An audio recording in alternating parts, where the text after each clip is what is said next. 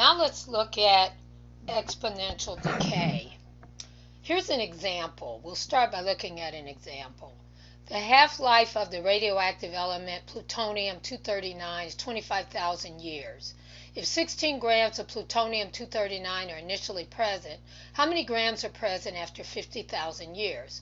Find the exponential decay model for plutonium-239.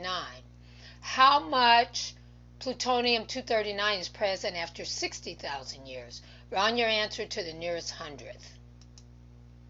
So let's look at the solution.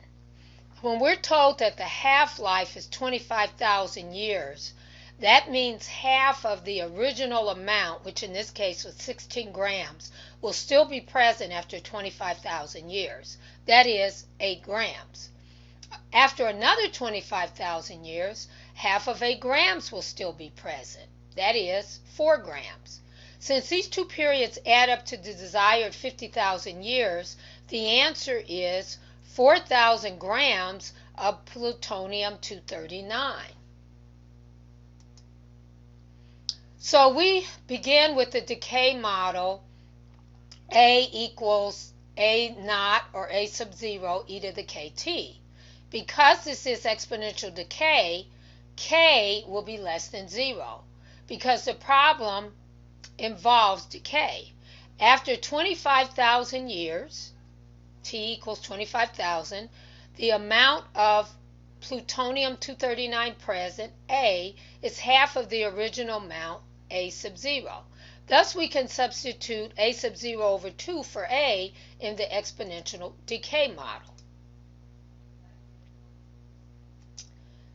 Then we can divide both sides of the equation by A sub 0, and notice those drop out on both sides of the equation because when we divide each of them by A sub 0, we get 1. So on the left we have 1/2, on the right we have e to the k times 25,000. So let's take the natural log of both sides. Remember, when we take the natural log of e to a power, the result is simply that power. So the right side becomes the power, 25,000k. When I solve for k, I just divide both sides by 25,000. So on the left, I have natural log of 1/2 divided by 25,000. On the right, I have k.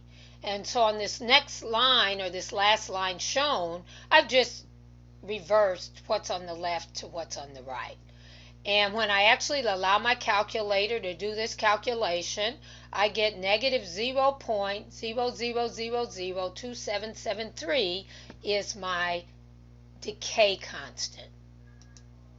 So the model is A equal the initial value, 16, times e to the kt, and we put in the known value of k.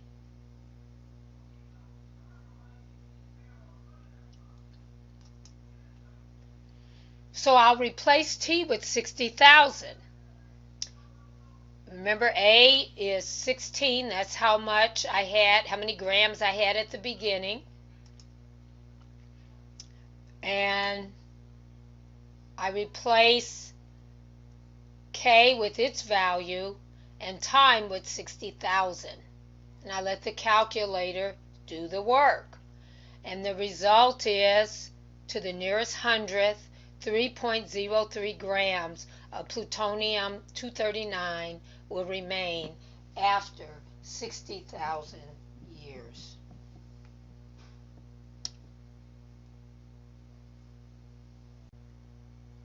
So let's look at number 5. A certain radioactive isotope is leaked into a small stream.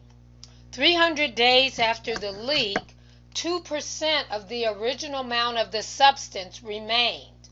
Determine the half-life of this radioactive isotope. Round to the nearest whole number. Okay, so the first thing we need to do is to make use of the given information to find our K. So our initial amount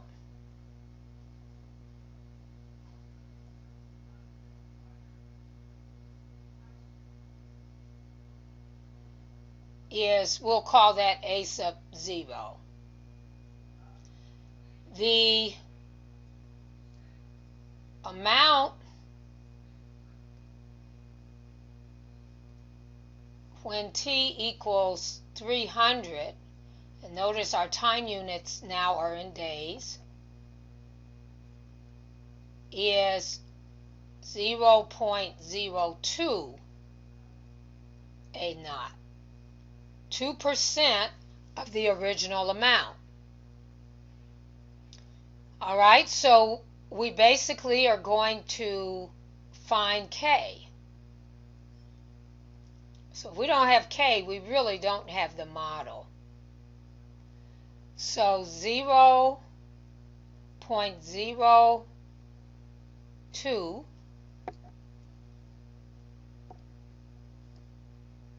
times A naught equals, so remember we're using this model, A equals A naught or A sub 0, you can see it either way, e to the kt. So we're replacing A with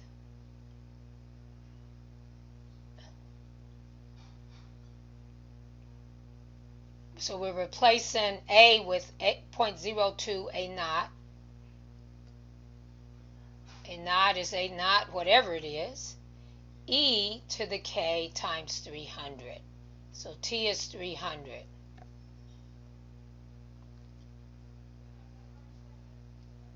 So we divide both sides by the A naught, and that disappears out of the problem. So it's irrelevant how much that was. It's just that we know what percentage of it was left. So 0.02 equals e to the 300k.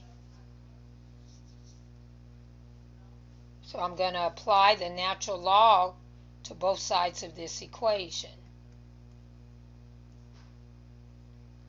Remembering that the natural log of e to a power is simply that power.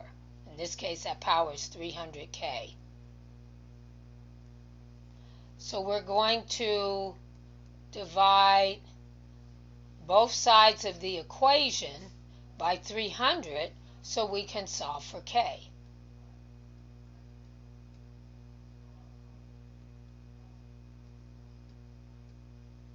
All right, and this was our problem 5.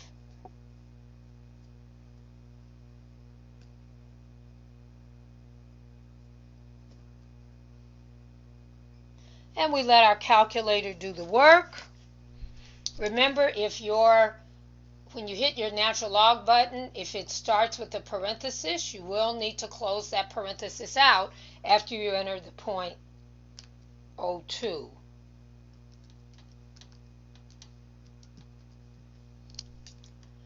So I get, when I divide the natural log of 200ths by 300, I get negative 0.01304. And that actually is an approximation for my k. So this model is A equals A sub 0 e to the negative 0.01304t. So let's look back at the problem. We want to find the half-life of this isotope. We want to round that result to the nearest whole number.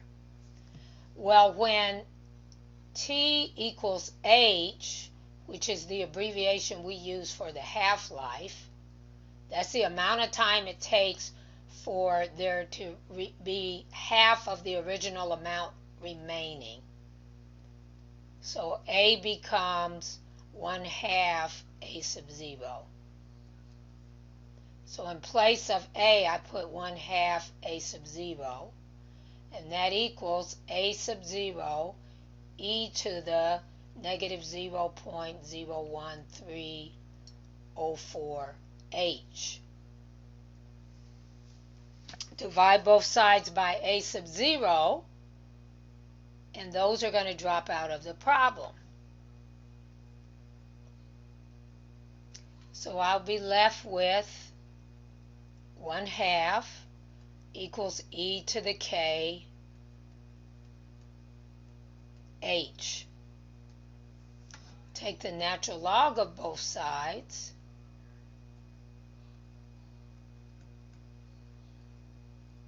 And we know that when we take the natural log of e to a power, we simply get whatever that power is.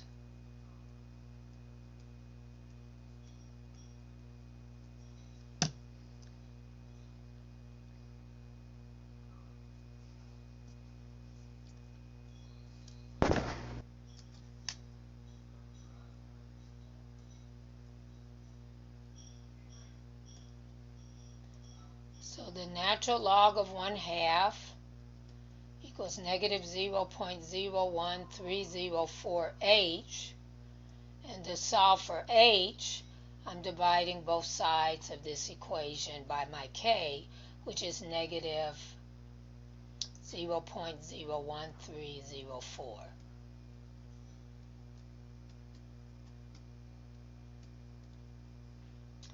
So I let the calculator do that calculation. I'm going to round to the nearest whole number.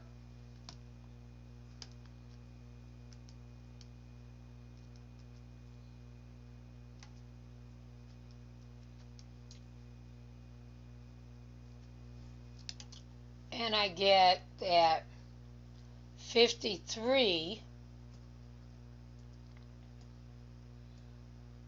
is approximately H.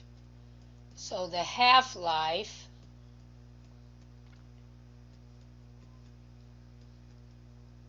is about, and remember, if we look back at the problem, remember that time was in days. So it's about 53 days. After 53 days, about half of what was in the stream will still be present.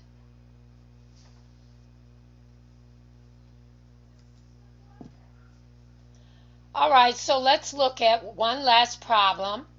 Radioactive iodine 131 is a byproduct of certain nuclear reactors.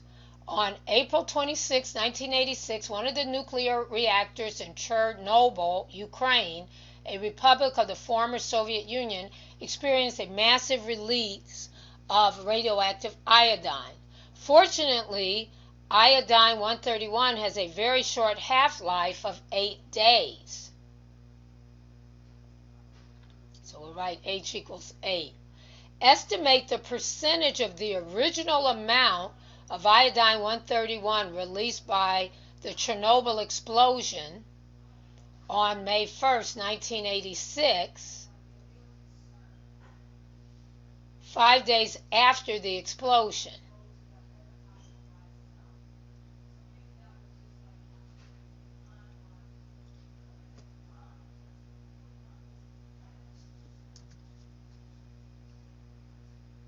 Round to 2 decimal places.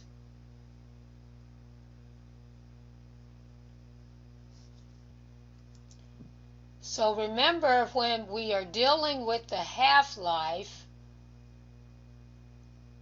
remember A is half of whatever the original amount is. And we know that H is 8, so we're going to use this information to find K. So remember, the basic generic model is A equals A sub 0 times e to the kt. But we're going to replace A with 1/2 a 0, half of the original amount, and set that equal to the original amount times e to the k times 8. So we're replacing time with the value of the half-life. That's our time. When we're at that time, we have half of whatever we started with. If we divide both sides of the equation by a sub 0, we're left with 1/2 equals e to the 8k. We take the natural log of both sides of the equation.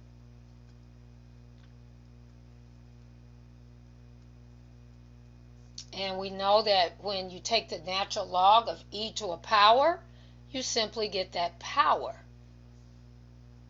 So if we divide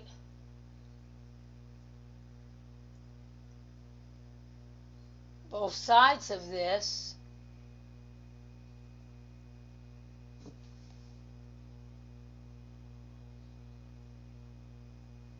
by 8,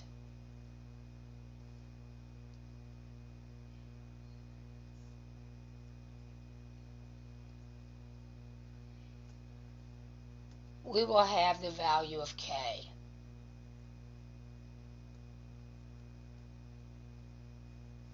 We let the calculator do the work.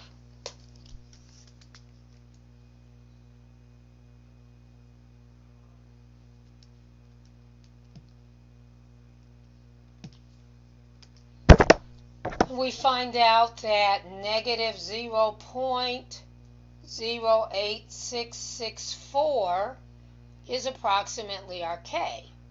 So our model is a equals a sub 0 e to the negative 0.08664 t. And our question was for us to find out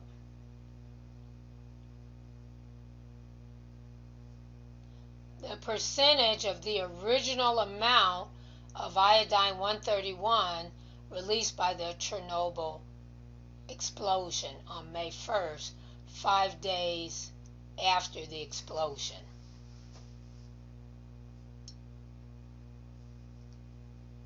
Okay, so we just want the percentage of the original amount 5 days after the explosion. So we know what K is.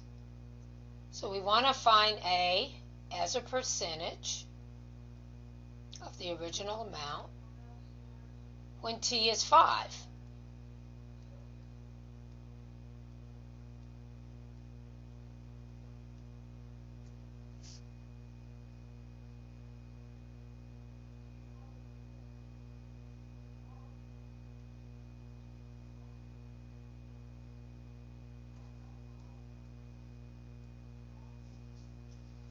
And if you wanted to, you could replace A with P times A sub 0.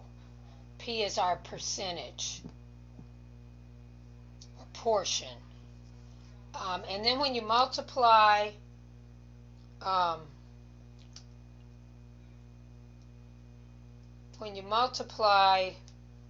negative 0.08664 times 5, you get negative 0.4332. Okay, if we divide both sides of this by A sub 0, those are going to divide right out of the problem.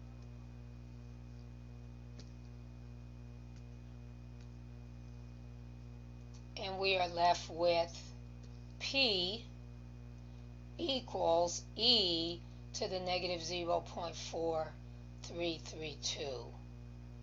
And we let the calculator inform us as to that value.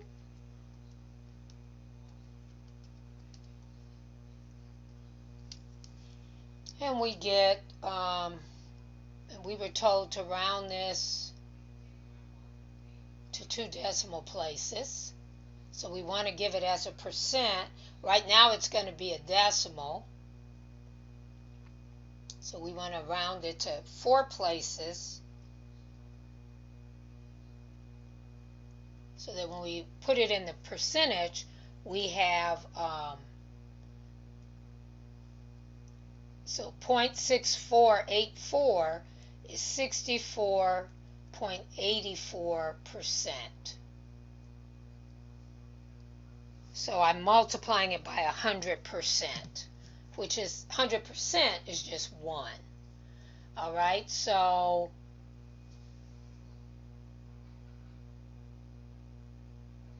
we were asked to find the percentage of the original amount. So the percentage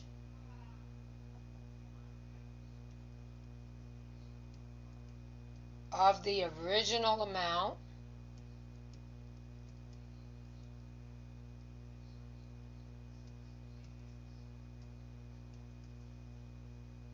was 64.84%.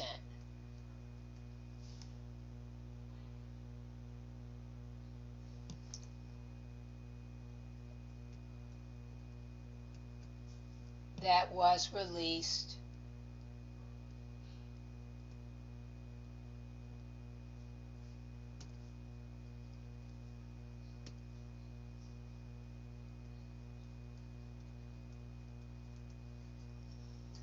five days after the explosion.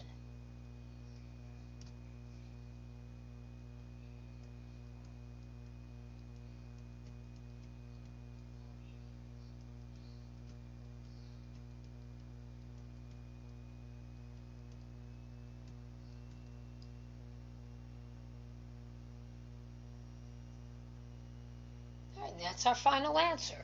So those two problems help us to think about exponential decay.